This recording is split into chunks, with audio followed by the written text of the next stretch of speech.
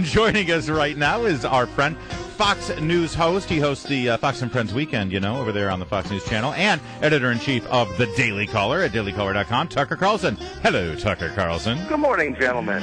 Yeah, so let me start with Media Matters, because we've spoken about Media Matters in the past. I know that you have certain opinions about the group. Strong opinions about that. Imagine that.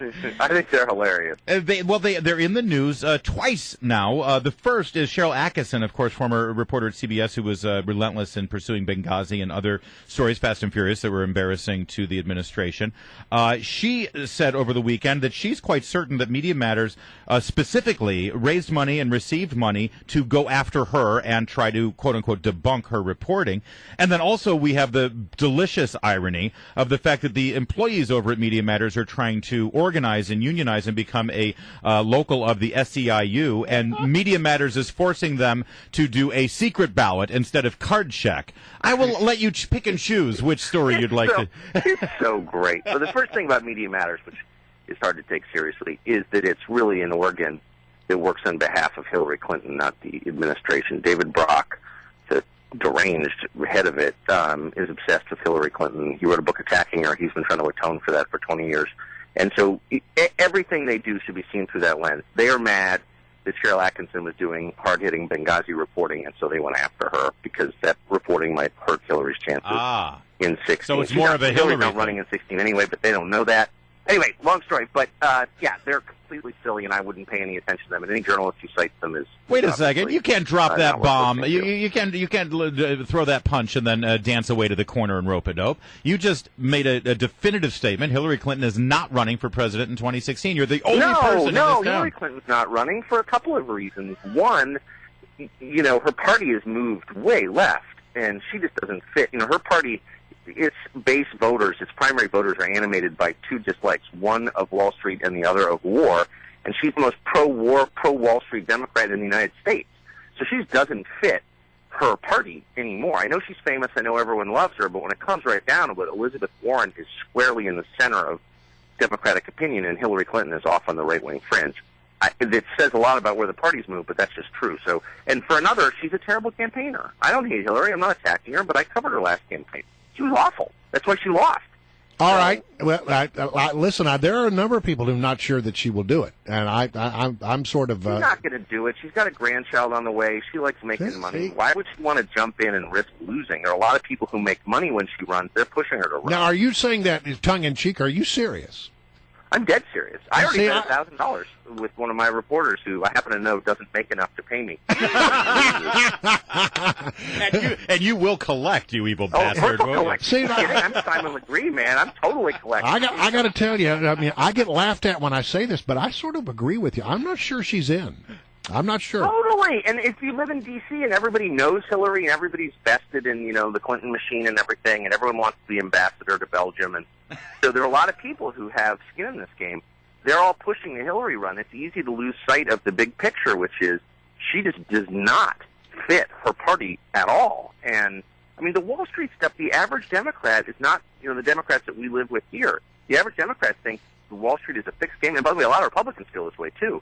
But certainly the Democratic base. And they look at Hillary, who was the number one recipient of Wall Street money when she was in the Senate, who really was a handmaiden for finance. I'm not attacking her. It's just, that's true. She was the senator from New York. All right. They're going to make her the Democratic nominee when they're already mad at Obama for being too right-wing? Maybe, but I just don't see it.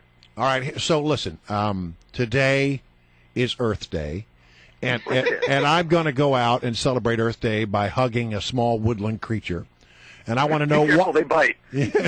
What are you going to do, Tucker Carlson, to celebrate Earth Day? Well, actually, I've been up for 2 hours moving 3 cords of wood into my garage because every day is Earth Day at my house because we burn a carbon-based fuel source. I went fishing yesterday with my son in the Appalachians on a trout stream, and so I guess I would challenge anybody who makes environmental policy to name like 3 bird species or explain the difference between, a deciduous and a conifer. The people I know who make environmental policy never go outside, and that makes me uncomfortable. I think Earth Day and in general the EPA and Sierra Club and everything should be run by people who fly fish and bird hunt because they actually understand the land, they understand nature, they care about it. It's not they're not just mad at their parents. You know what I mean? Yeah. And I'm very uncomfortable with Larry, do you know the environmentalists difference who hate between a conifer and a I deciduous can't tree? even pronounce it, but I do have a quick follow-up there. At any point during this fishing trip with your son, did you whistle the Andy Griffith theme? No. This is the image I have now. Profanity, no. All right, so yesterday we had, listen, you're a D.C. guy, and you know the Easter egg roll is a big day here in town. Yeah. Yesterday, Michelle Obama hosted the event again for the 6th time, and she gave us 2 good sound bites. There's this one. Isn't this exciting? Which we're going to use for a long time to come. We're going to wear that one out. But then also, get this. Now, this is supposed to be about, Easter and the bunny and the eggs and the kids, and somehow an impromptu Today Show scene opened up where she's sitting there with a chef and an MC, and they're lecturing the American people, I kid you not, Tucker Carlson, about how to properly toss a salad. Listen. And you see how the chef is mixing the dressing. I mean, dressing is supposed to be an enhancement. It's not supposed to be the meal. So you're not really supposed to have like extra dressing at the bottom of that means you've had too much dressing, and it also makes the vegetables, it wilts them. Do you have an opinion, Tucker Carlson, about the First Lady of the United States using whatever bully pulpit she may have to tell the American people how they should properly toss a salad? Yeah, because the salad dressing is not the meal. It's just, it's a short step from that to, okay, the toothpaste goes on the bristles squarely. It's not too much. Right, exactly. Right? I mean, That's you got to next. floss the back molars first and then move forward toward the incisors. Well, She will be teaching us about proper oral hygiene. I don't know. Real. I don't know about you. About it now.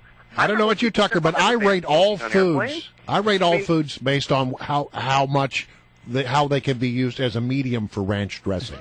Well, of course. You're the problem, A Brian. peanut butter jelly sandwich is a medium for ranch dressing. Everything is a medium for ranch dressing, along with Fritos. I mean, it's America, man. Lighten up. But this is the perfect example of what people get nuts about progressive politics, which is, for God's sake, can we not have anything in our lives that you're not telling us how to do? Well, the personal is not political, and vice versa. I mean, there's got to be some sphere that's immune from politics and also immune from busybodiness. Like, at some point, I'm an adult. I get to make bad choices. That's the whole point. The only bad choices they want you to make, smoke weed and have an abortion, but everything else, they're in control of. It's like, no, I get to do. I want to chew a little tobacco while I fish. It's kind of my business. If I want to use too much ranch dressing, you know what I mean? Like, that's the whole reason people died in the Revolutionary War. Back off. Right, exactly. That's what I was thinking. These poor soldiers who froze to death at Valley Forge did not do this so that we could get a chief executive to tell us how to dress a salad. Well, it would be one thing if this was just like, she can eat salad any way she wants. But these sentiments are established in law in Obamacare. I mean, now we're about to get labeling on vending machines because you had no idea that having dinner from a vending machine might not be healthy. But now the federal government is going to tell you and by the way, it's going to put half the vending machines in America out of business. So, like, this stuff, it's not just these little side comments. It's the full force of the federal government controlling your life. What kind of shower head you can use, what kind of toilet you can buy. Right. It's insane.